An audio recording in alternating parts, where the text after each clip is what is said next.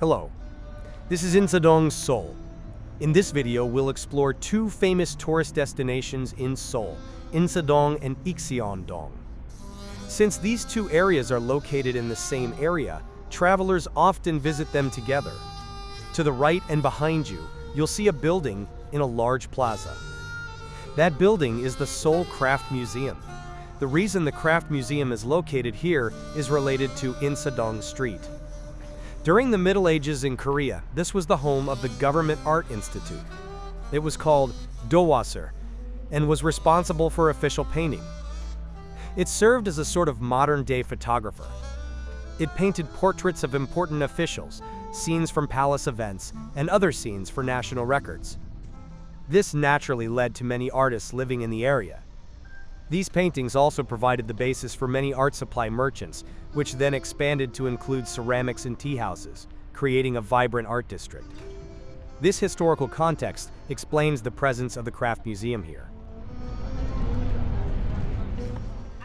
If you look to the right, the sunset is truly spectacular. From here, if you walk to the right for about 5 minutes, you'll reach Gyeongbokgung Palace. Insadong is located very close to the palace. Originally, the area around the palace was home to government officials and the aristocracy. The artists who lived there at the time were also eventually appointed as government officials. There's a plaza at the entrance to Insadong Street. If you look to the right of the plaza, you'll see a large brush-shaped statue. It symbolizes the fact that this street was once home to artists. And at the entrance to the street, there used to be a building for the Ministry of Patriots and Veterans Affairs in the Middle Ages. That building no longer stands. I arrived at the main road. This street is now famous for its antiques, Korean art and crafts, and traditional tea houses. The abundance of antique shops here has a historical background. In 1910, Korea became a Japanese colony, and the aristocratic upper class collapsed. They began selling their valuables here. This is how the market was formed, and it continues to this day. You can still find antique shops here, but some merchants misrepresent factory-made items as expensive, so only the most discerning shoppers should shop here.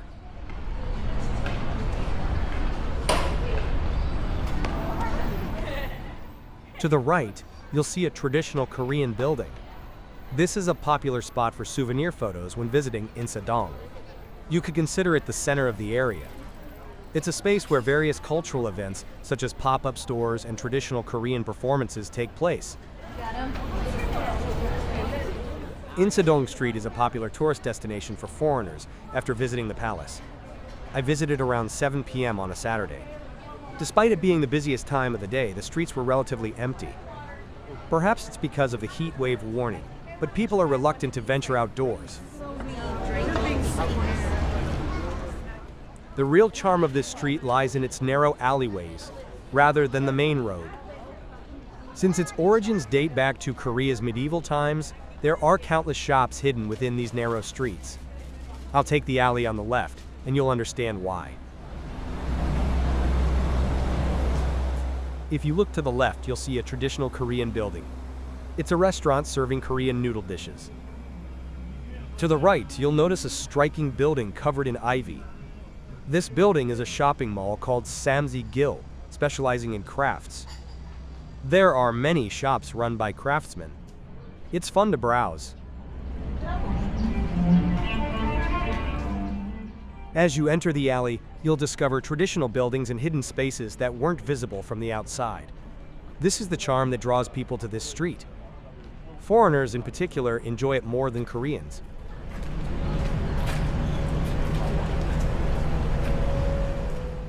Through the left window, you can see people inside the building having dinner.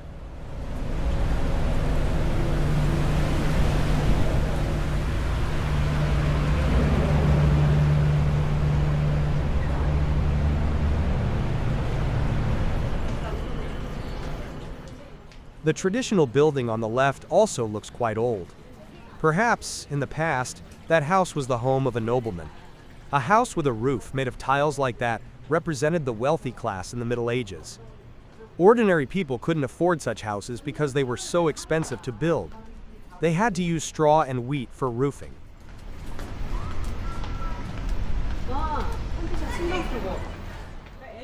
I emerged from the narrow alley. I returned to the place I'd passed earlier. I see some rickshaws up ahead. The drivers are said to be guiding tourists around Seoul's tourist attractions on electric bicycles.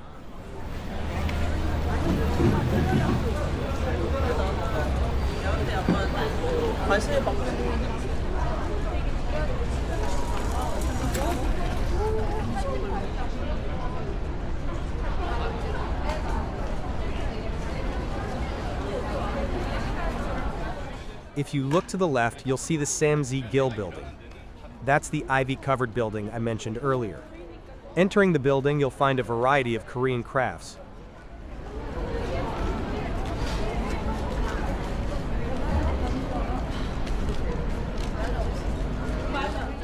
Around here, you'll often see the word Pyogu on store signs. These shops use silk and hanji to decorate Korean paintings and create folding screens or picture frames.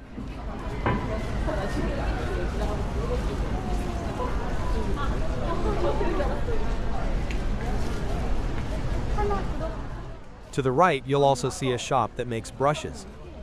With so many shops dedicated to traditional Korean art, this area is a frequent destination for traditional Korean painters.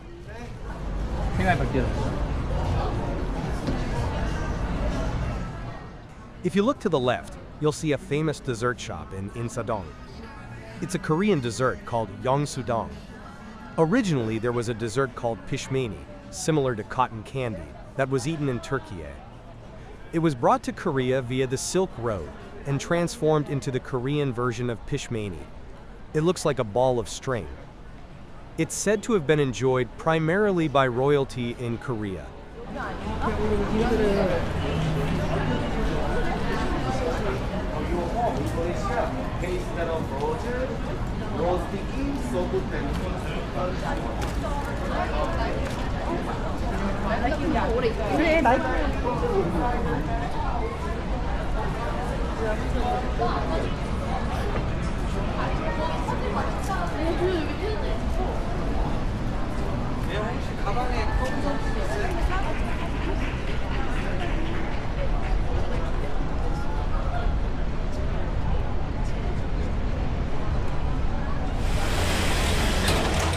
I'm walking toward Ikseondong after finishing my tour of Insadong. To get to Ikseondong, you need to walk left from here for about 5 minutes.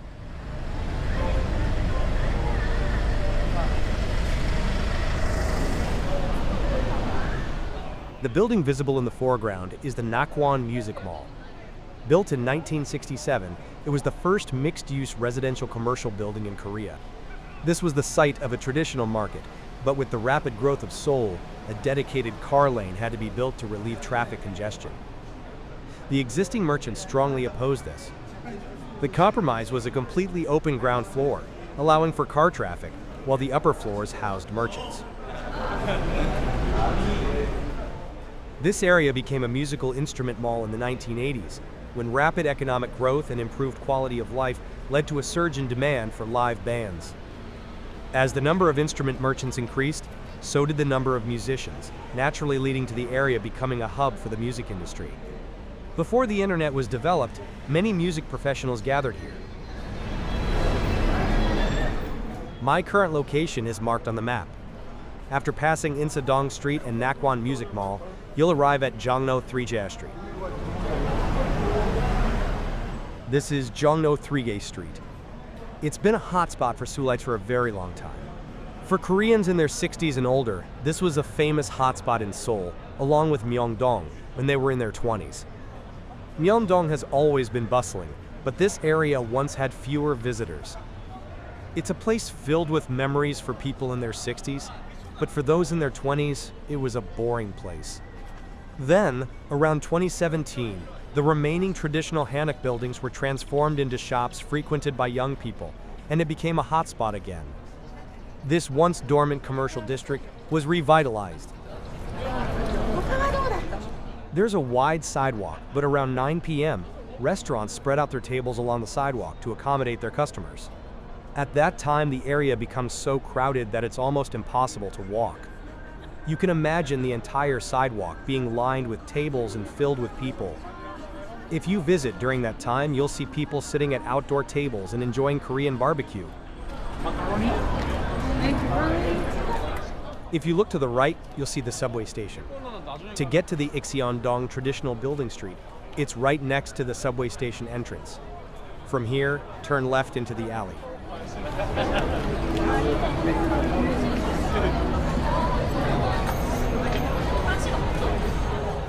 It's similar to Insadong, where we walked earlier. As you enter the narrow alleys, you'll see Hanok, traditional Korean house buildings.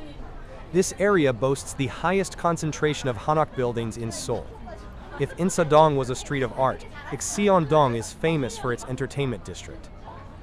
This was true even in the Middle Ages. The traditional buildings you see here were not only residential areas for the aristocracy, but also a dense concentration of hospitality establishments like Yeojong-jip. Yeojong-jip is a traditional Korean hospitality service that combines a high-end restaurant and a high-end bar. It was a place where you could enjoy drinks and food while watching women dance and play instruments. The women who performed these dances and played these instruments were called giseng. Today, it was a profession that combined entertainers and prostitutes. During the Middle Ages, women were barred from social activities in Korea. Men worked outside the home, while women took care of the household and children. However, giseng was the only profession where women could enter the workforce. It was a very unique profession. Giseng were considered the lowest class, below farmers. Nevertheless, because they had to entertain the nobility, they had to be literate and knowledgeable about academics, politics, and social issues. They were also expected to be skilled at dancing and playing musical instruments. They were considered distinct from mere prostitutes. Because they often associated with the nobility, giseng were so popular that they were treated like modern-day celebrities and were said to have amassed considerable wealth.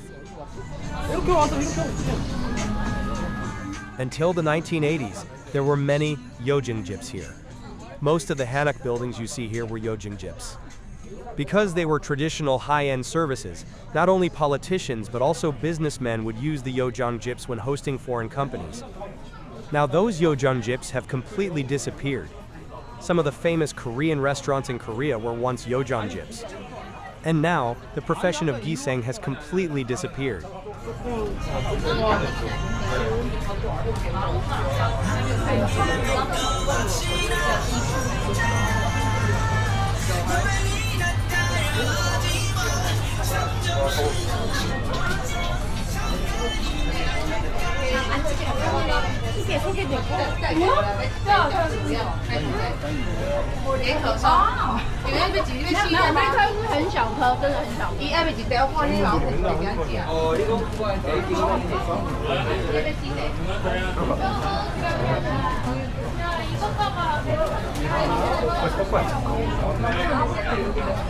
그때만 해도 약간 뭐야?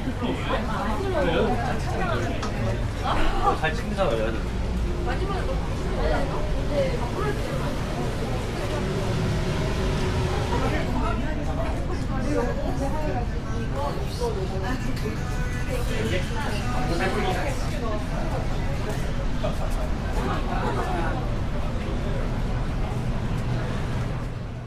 I'll take the alley to the left from here. From here, we'll head to what's known as Meat Alley. This alley is densely packed with Korean barbecue restaurants. A characteristic of Korean barbecue is the charcoal grills on the tables. People grill raw meat themselves. Koreans wrap Korean vegetables with the grilled meat in a wrap-like shape and eat it in one bite. They mostly grill beef and pork, and the most popular meat among working-class people is samgyeopsal. Beef is very expensive in Korea, so even if you want to eat it, you don't eat it often. Even foreigners who visit Korea are shocked by the price of beef. In the West, pork belly is often made into bacon, but in Korea, people prefer to grill it. Perhaps because it's still early evening, there aren't many people around. Once the sun has completely set, this narrow alley becomes crowded with people dining at outdoor tables. It becomes so crowded that it's almost impossible to walk.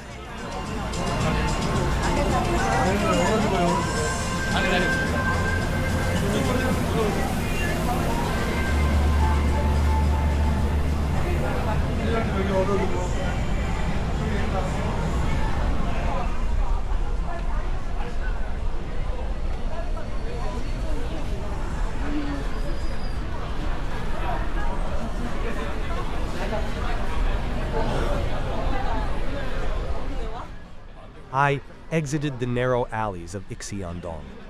I returned to the main road of Jongno 3Ga.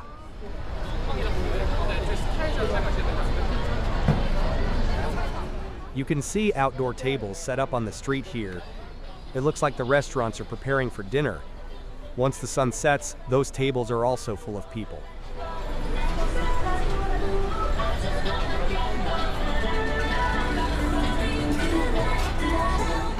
This concludes my tour of the streets of Insadong and Ixiandong in Seoul. Thank you for watching the video.